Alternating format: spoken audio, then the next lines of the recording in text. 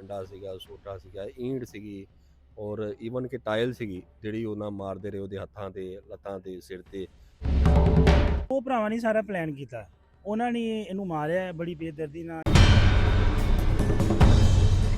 दो भाइयों ने अपने सगे निके भाई दा कत्ल कर दिता।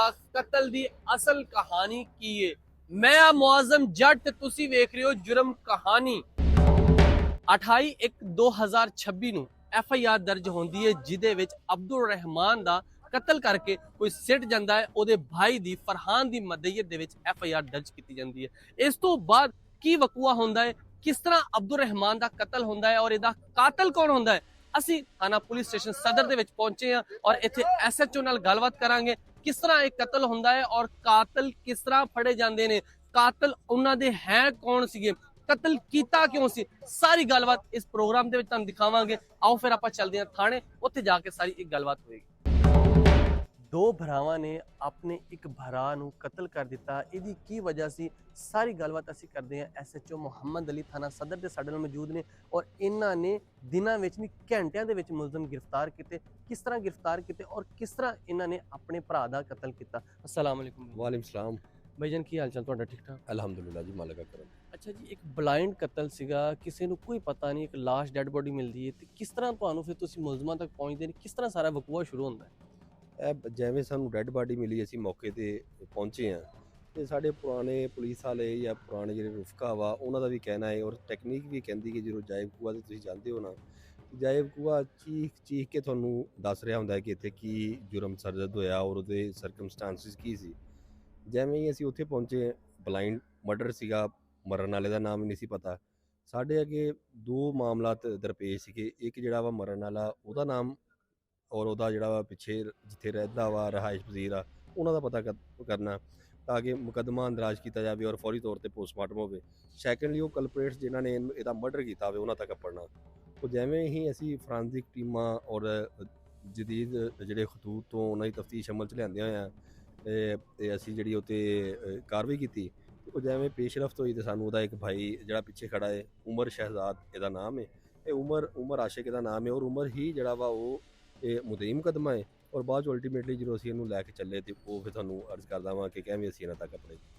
ਅੱਛਾ ਜੀ, ਅੱਛਾ ਇਹਨਾਂ ਨੇ ਆਪਣੇ ਭਰਾ ਦਾ ਕਤਲ ਕੀਤਾ ਕਿਉਂ, ਇਹੋ ਜਿਹੀ ਕੀ ਵਜ੍ਹਾ ਆ ਗਈ?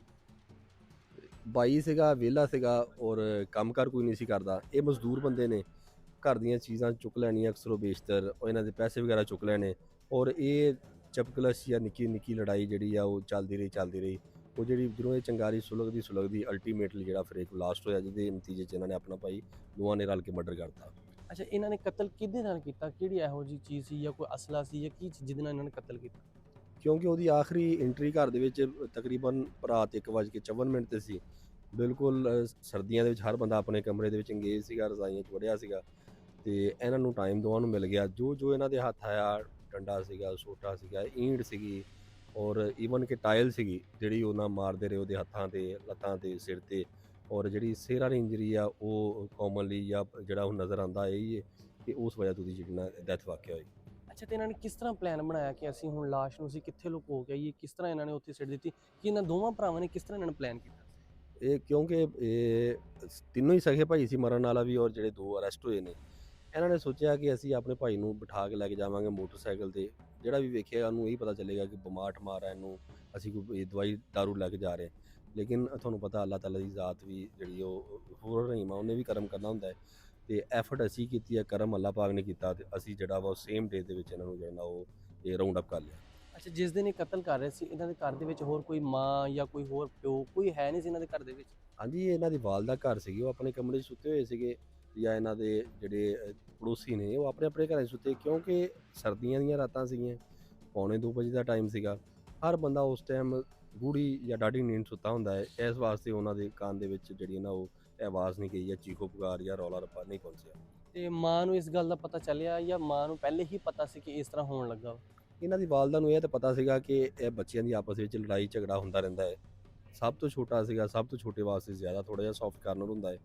ਲੇਕਿਨ ਉਹ ਕਿਉਂਕਿ ਅਕਸਰੋ ਬੇਸ਼ਤਰ ਉਹ ਵਾਲਦਾ ਦੇ ਨਾਲ ਵੀ ਗੁਨਾਹਬਾਜ਼ੀ ਜਾਂ ਇਹਦੀ ਤੂੰ ਤਕਰਾਰ ਕਰਦਾ ਰਹਿੰਦਾ ਸੀ, ਇਸ ਲਈ ਇਹਦੇ ਘਰ ਦੇ ਮੋਸਟਲੀ ਇਹਨੂੰ ਅੱਛਾ ਨਹੀਂ ਸਮਝਦੇ।